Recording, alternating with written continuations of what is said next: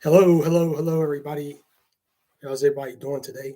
Hope everyone's doing well during these really enormous, difficult times with the pandemic. Let's all hope, pray that this bad boy uh, is over at some point soon. But first of all, stay safe. Introducing myself, David Mitchell. I am a author, motivational speaker, and brand owner of a activewear brand called PrepGears.com. You can see that in the About section of my channel. Very new to YouTube channel wise, and I'm here to give motivation, encouragement, perspective, and balance on a range of topics and issues. But most of all, to bring balance and motivation to ensure you to have some good takeaways for a better you and a better day and a better tomorrow. With that, in all respect, sincerity, and honesty, uh, I would like to thank you and appreciate you for joining in. You could be anywhere, watching anything, doing anything, but you're taking the time to tune in to my channel and video, and I'm most appreciative of that. Well, with that, again, I'd like to share some thoughts and perspective on topics of today. Topics uh, on those YouTube streets. Yeah, those YouTube streets.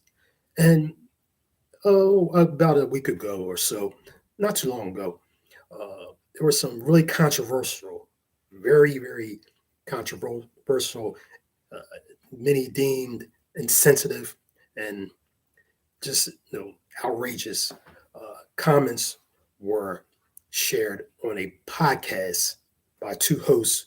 Uh, the podcast is called Fresh and Fit. I don't know those gentlemen.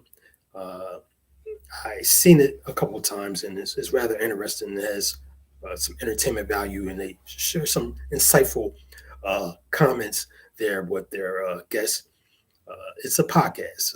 It's going to be a bit edgy, of course, bringing some engaging and entertaining content to its show, and that's just a given.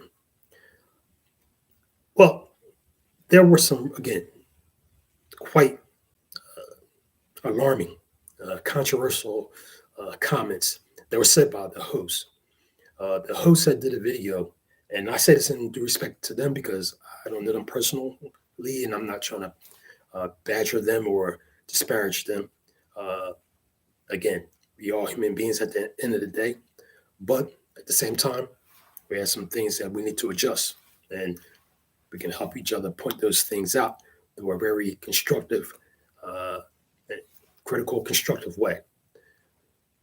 With these guests, rather hosts, the Fresh and Fit podcast that's, to my understanding, broadcast out of great Miami, hit fun town, Miami, Florida. These two relatively young guys spoke about the issue of relationships and their thoughts on Black women and their disinterest and total lack or regard for Black women in the realm of dating. Both of them said that they have no interest whatsoever in Black women, and that pretty much Black women are at the low totem pole uh, category as far as them ever having any interest um, in women of color, specifically Black women. Uh, they have interest in other women of color, uh, even lighter hue, uh, African American or Black American women. I believe one of the guys said, but the regular, and I don't mean to sound stereotypical, but we're going to go there. The regular Shanikas, Shaquishas, uh, the girls from around the way, they had no interest in them. And they look at them with two thumbs down when it comes to dating or any type of involvement romantically. Now, of course, that put people's antennas up, and on the surface, it was quite disrespectful. It was quite, it was out there. from the surface of it. It was even ugly when you look at it. But at the same time, uh, let's understand this. This is something that many men feel and said. I never have said anything or have a feeling of disregard or dislike, business wise, romantic wise, or just regular friendship wise towards Black women, regardless of their hue, background, education, what have you. I appreciate them all and all of the great, beautiful uh, tones, body shapes, uh, just as a whole unit. The total package of Black women are just outstanding. And that just goes back to my history of understanding the contributions of Black women, my appreciation for them, uh, from reading about all the historical achievements from Mary Beth Bethune, Harriet Tubman, going way back, all the way up to Rosa Parks and further on. And so many, Madam C.J. Walker, and so many wonderful, beautiful, elegant, bold, strong women uh, back then. I read about as a reader, a writer, and found a deep appreciation for them, for their humanity, for their culture, for their femininity that is never talked about and written about throughout history, which it should be. So with that, and then coming more into our modern day, the beautiful uh, Beyonce's, Kelly Rowlands, the regular women who work at the Amazon plants, the cashiers at the different department stores, in retail, the lawyers, the doctors, so many different Black women entrepreneurs who are doing some beautiful things and quite wonderful. And it should be at the point now where it should be more acknowledged and appreciated with a balance. Not that they should be held higher than any other woman, but it should be with a balance for their contributions and dedications to making not only themselves better, the families, as well as the communities, and with that, the whole nation. So that should be saluted and honored. Now, what happens is throughout history, like I said, all that's been falling short, and because of racism, they just haven't been included. You know, women were in, bonnets in the 20s, 30s, even further back, working in women's kitchens and just being maids and housekeepers and stuff like that, not being adorned, not being looked upon as any kind of image of beauty or sexuality, but just servants to other women, being, housekeepers.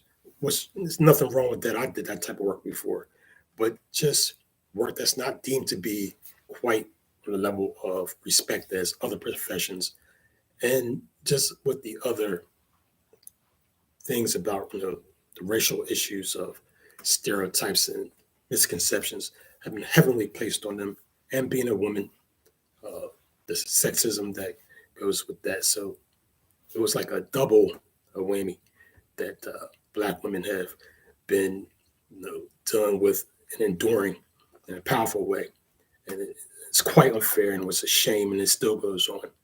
So a whole lot of that positivity and appreciation was robbed of them. And even to this day, some of it is still going on in a much, much more subtle manner, but it's still going on. And it's not a real recognition, a real appreciation inwardly for Black women. Except all what happens is you get a whole lot of stereotypes.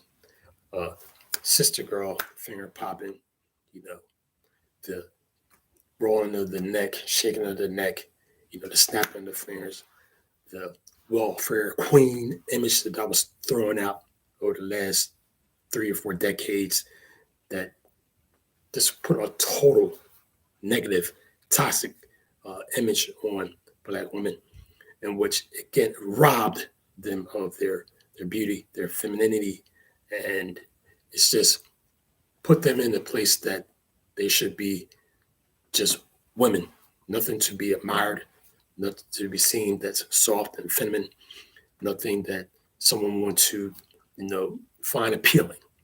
And that's been ingrained. And that's from a macro level that's been going on. So what happens is all of that is perpetuated throughout different forms of media, not just in the US, but throughout the world for decades. With print media, electronic media, you know, TVs, movies, newspapers, magazines, just negative stereotypical images of women just being, masculine, mean, arrogant, nasty, very, alpha female type women. And I don't really like the title alpha female. Uh, that alpha is something that's denoted to men, and it's an innate characteristic. But going back to my point, it's been something that has been promoted and even celebrated by some in media to uh, make Black women seem to be these, again, rugged, bad, gangster type girls. You know, you just don't see it on entertainment shows, in which the entertainment shows glorify it through different reality shows. They glorify all this stuff like that. And some of them has some good qualities, different shows and programs, not, bagging or throwing everything to the curb. And that's not fair. Again, I'm coming with the balance and accurate, pointed, very truthful perspectives and honest facts about the situation. So again, look at it from a macro level.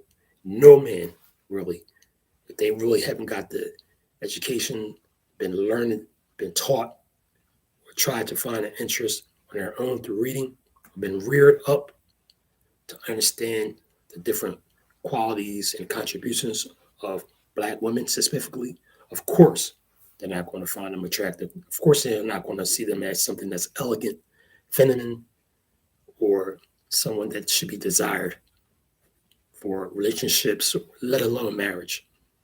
And that is a very common notion that many men, Black men, have. Of course, they're not going to say it. If they haven't had that, of course, they're not going to be outspoken about it because they're going to be seen upon as being racist, bigoted to their own kind, to their own women. And nobody wants to have that title. They don't want to get beat up for it, chopped up. And that's understandable. So what they do, they get their mouths closed because it's been ingrained in them from a macro level. As a child being reared up, you soak in all the different things around you. And the negativity, unfortunately, overpowers that mindset. So you don't see that woman that's being portrayed who looks like you as something that should be honored and respected. You see him as something that should be feared, something that should be, hey, I don't want to deal with that. So, those are the things that have been taking place. And you'll find people like the guys on the host of Fresh and Fit really coming out with it and saying it. One, probably for shock value, yeah, but also I believe it's innate in their thinking and their feeling. Are they wrong for that? Yes and no. Yes, they're wrong for it if they want to carry that notion on. And no, they're not wrong for it if they didn't know, because so many people know and they just want to sweep it under the rug and act as though it's no big deal and they don't care. But deep inside, when they see that woman who looks like their mama, as people will say, they're like, no, I'm good. I'm going to go with somebody who's totally opposite of that. Instead of that Black woman down the street who I used to go to school with, who was sort of okay looking, no. Even though she was nice to me, no. I'm still going to go way across town to a woman who's totally different looking than me. Let's say she's white. Nothing too much in common. But hey, want to start an affair, love affair, and boom. That's how it goes. It's like a machine. So being reared up in Western society, that's a notion that's been taught. So many people, like I said, they never had that understanding. They're going to feel like that at some point, or they have felt like that. They don't feel like that anymore because they've been, learned different things about the truths of conditions and people and culture. So they got a better appreciation for it. But if they haven't and they're sticking with that, hey, that's how people get these attitudes of thinking that a certain woman is just not attractive, not appealing, and not to be admired. So from a macro level, you know, that's the one thing that people have to keep in mind about where that came from. And it's all around the world. Racism is not geographical, it's everywhere. Europe, the USA, Africa, Asia, South America, all those wonderful, beautiful continents and nations are outstanding, but they have warts just like any other place when it comes to that. So that's one thing that people have to keep in mind and remember to bring the balance to this. Now, let's talk about preference. Now, everyone has preference. Some people, go to the ice cream shop and it's, let's say, 31 different flavors. Well, you may like vanilla ice cream. Another person might like chocolate. Another person might like pecan. I'm talking a little bit more on a micro level. You started with the macro level, but let's come a little bit down to a micro level. So say you had different purposes, and men, to my findings and understanding about relationships and dating, men particularly have preferences.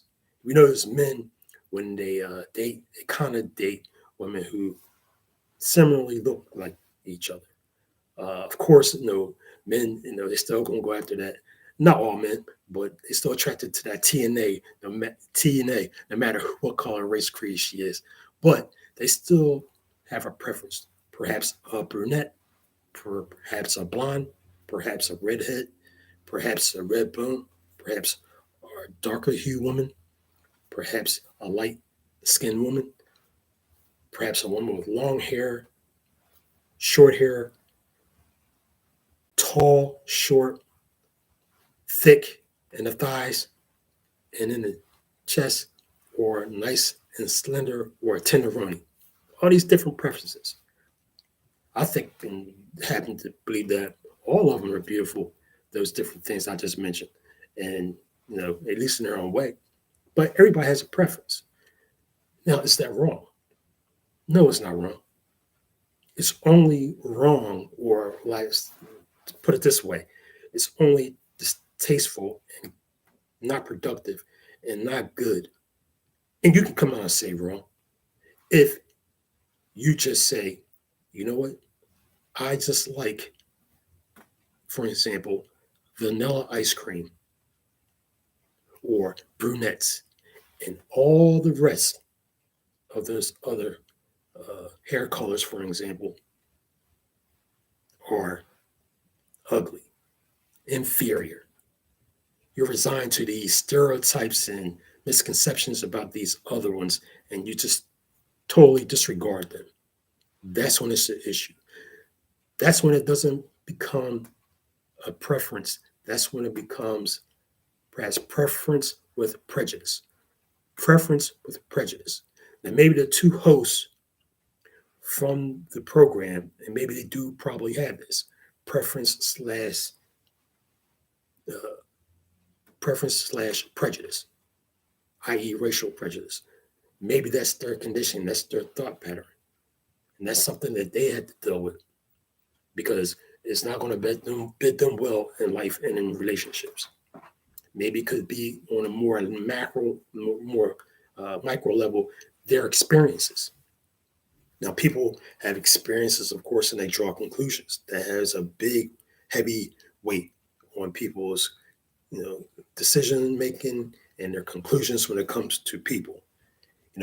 Hey, on a micro level, if you've been treated bad, you feel as though you've been disrespected by, let's say, all tall guys over 6'2".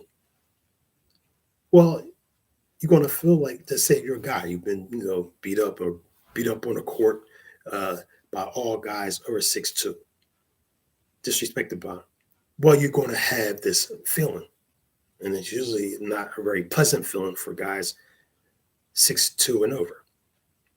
But to say that all those guys 6'2" and over, you know, outside of your area are like that, or have a tendency to be like that, that's when you have to check yourself. If you really want to grow as an individual, if you really want to be that all around, well rounded, respectful, progressive, great human being, is when you deal with the ones that dealt with you, not casting judgment on tons and tons and tons of other people that you do not even know. Because what happens is, when people have been treated bad by their experiences, it could be, let's say, maybe 25 guys, 6'2" and over. In this case, let's talk about women.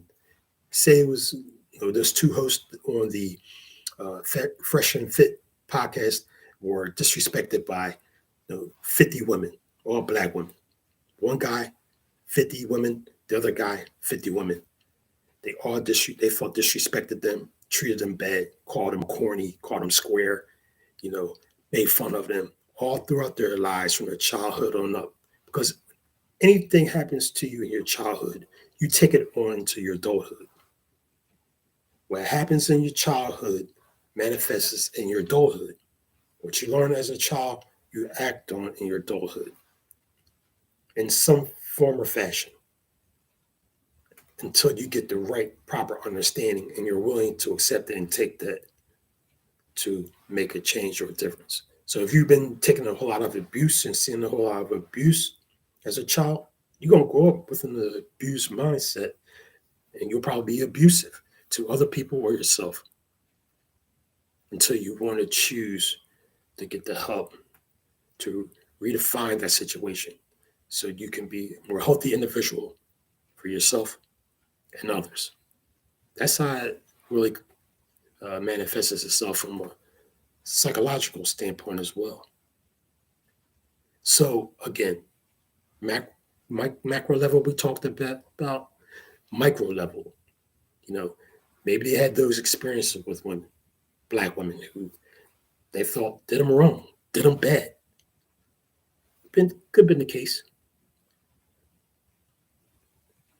But are they going to, or do you want to allow those 50 women, 100 women, to be the end result of how you feel about potentially other women out there, the other tens of millions of black women? You don't want to do that, because you're limiting yourself. It's that hurt that you're holding up as a wall. And this goes to, in regards to anything in life. When people are hurt or they feel fearful, they build this wall up, and they say, put those other people over there. I'm building this wall. Let the people I don't like stay over there. I'm just going to stay over here with these other people. Now, that could be them. And I'm using them as an example because many men, when it comes to relationships and dating women, feel like that. They feel like a certain type of woman, black women, and that's the topic, are, again, these really unappealing women who have attitude problems. They're welfare queens. They're every negative stereotype in the book. They're the true biatches of the world. And that's really not the case. Now, are there some? Absolutely. They're like that in every group. But some get even more uh, blown up because of different reasons of racial issues, different things like that. But to stereotype and generalize a group of women and say that they're just unappealing, and preaching that out there and talking, putting that out there, sharing that, it's disturbing, because it's off-putting, and people will get the wrong perspective and start feeling that, hey, maybe they have a point, and it just continues the stereotype, the the continualization of the marginalization of a whole group of women, i.e., black women. So the two men who are talking like that, and hopefully they can talk a little bit more about why they feel the way they do. And again, maybe there's some legitimate reasons they've been hurt or psychological reasons they feel that way, or it's just total preference. Okay. Hey, if you have a certain preference for a certain woman, fine. But when you say that other women are no good, unattractive, nasty, I don't like them, hey, that's when you're wrong.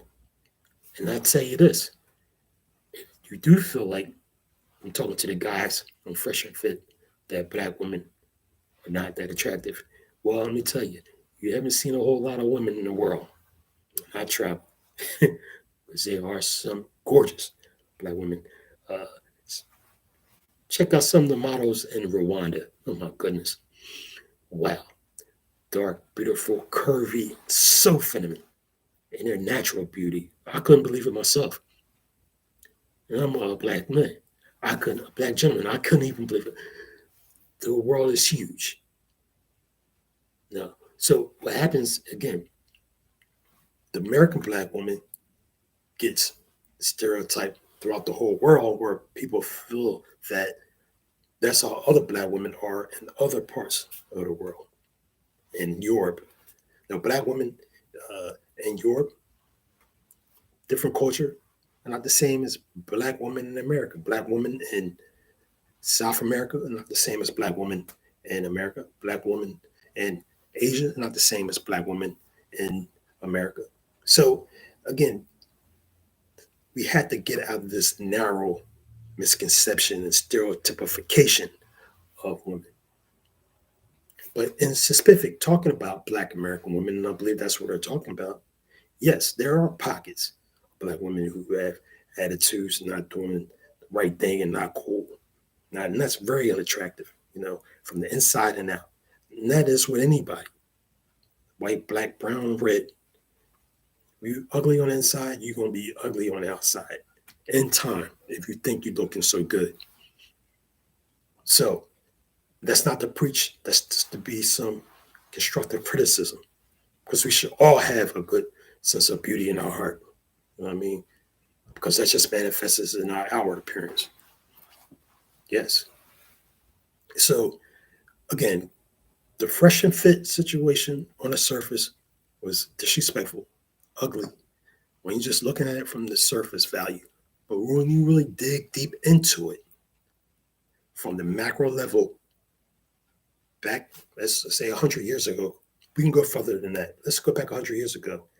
You can see how the conditioning of one's thinking could be towards black people, specifically black women. And those ingrained thoughts just continue on. And then when you experience some negativity to you, that just confirms it. If you felt like you've been dissed, you've been hearing about it so much, and you never seen the image, the beautiful imagery. You never seen the Essence magazine when you were two. I don't even never did seen the Essence magazine when they were children. I seen Essence magazines when I was little, Jet magazines, and I seen the beauty of black women and all their greatness. Maybe they weren't around that. They come from two different cultures. They're not. These two guys are not ADOS or FBA Black Americans. They're from different cultures. So that's another thing that I would encourage them to understand and know about. You guys pick up an Essence magazine and read it. Not that I'm saying that this is going to change your preferences or your thoughts, but maybe it'll give you or you'll garner a more sense of respect and appreciation. And maybe you do have that in some sense. But to say that black women are not appealing and they're the worstest biatches in the world, and nobody should even want to talk to them because that's what it kind of sounds like. No, then that's definitely going down the wrong path and the wrong road. So for anyone out there you're just going to take these things for surface value, that could be a little scary. That could be, adding fuel to the fire of the problems we have as far as, you know, coming together and the divisiveness that's going on already in the world. But in particular, about relationships, yeah, macro level, some readjusting, some learning has to be done because it has been conditioned and still going on, these negative stereotypes of Black women. And not all of them are bad. Most of them are beautiful, hardworking, wonderful women. And then if you have a preference, let's say for white women, Latina women, Asian women, that's fine, regardless of what your ethnic background is. If you have a general interest and you want to show respect, and like I said, if you have you desire that, that's fine. That's a preference. But when you say that other women are ugly, not on that same level, not nearly attractive, not nearly feminine, when you start having these generalizations based on your thinking, your experiences, that's when you become someone that is quite unattractive themselves on the inside and outside. And you don't want to be that person because you are stunning your growth to be that magnificent gentleman. Talking to the guys before like this. Because like I said, the world is a humongous place.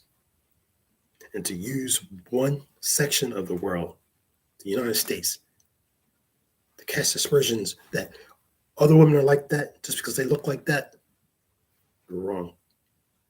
Yeah. And it's unhealthy in the way of thinking.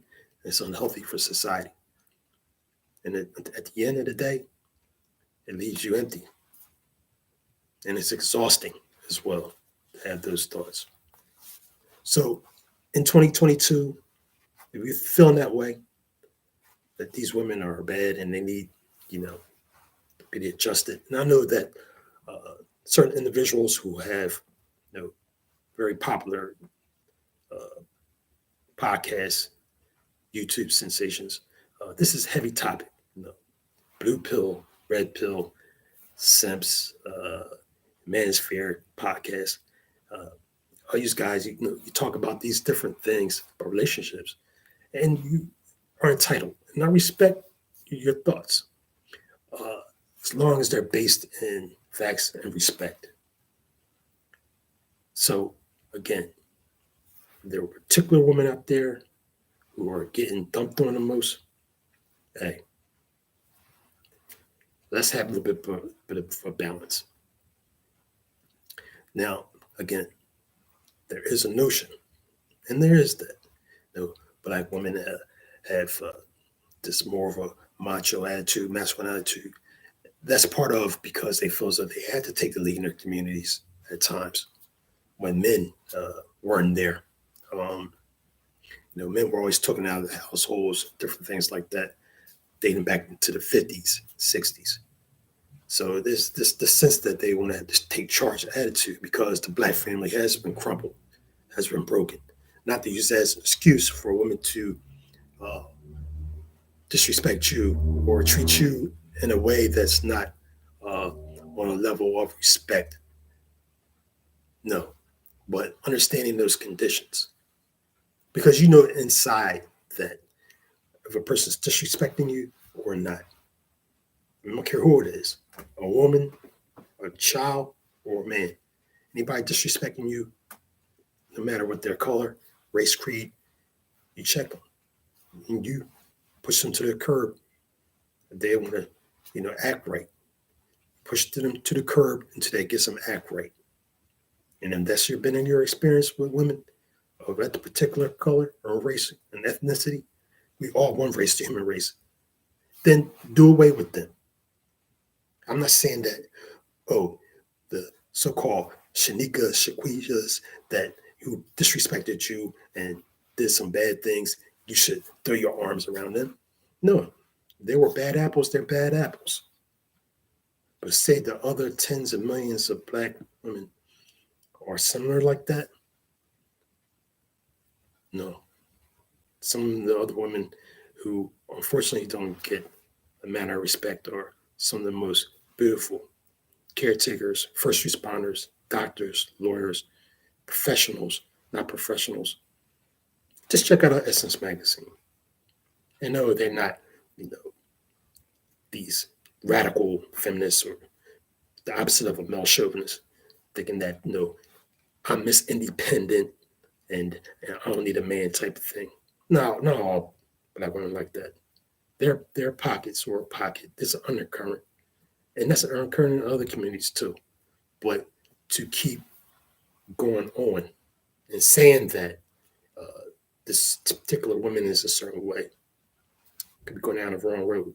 And I also think this is an interesting thing to perspective that there's somewhat, I think, of an unfair attack on black women over the last 20, 25 years because black women have been making great strides in economics, entrepreneurship, and education. Entrepreneurship, economics, education. Those three E's are very powerful. Anytime you're rising up like that, you're going to have some pushback from all types of sectors. Yeah, when you're doing great, you're going to catch it from people. So that might be part of an element to why this somewhat, I say somewhat, demonization of black women. So it has to be taken with a grain of salt.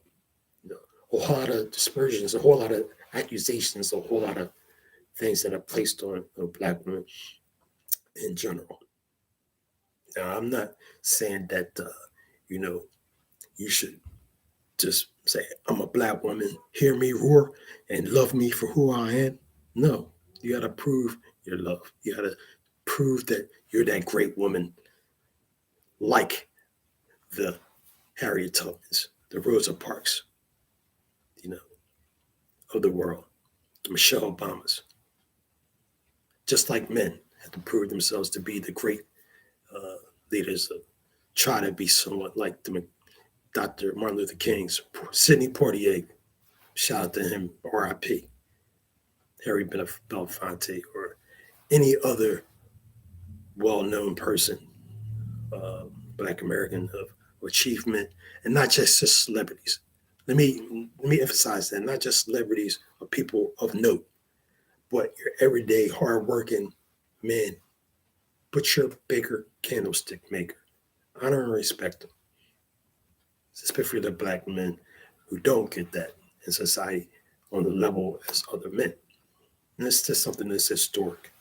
And that needs to change, but it changes with you and me by seeing people as individuals, encouraging them, motivating them. You always want to have some bad apples. Throw those bad apples out because those bad apples stink. Don't let them stink the whole barrel. Okay.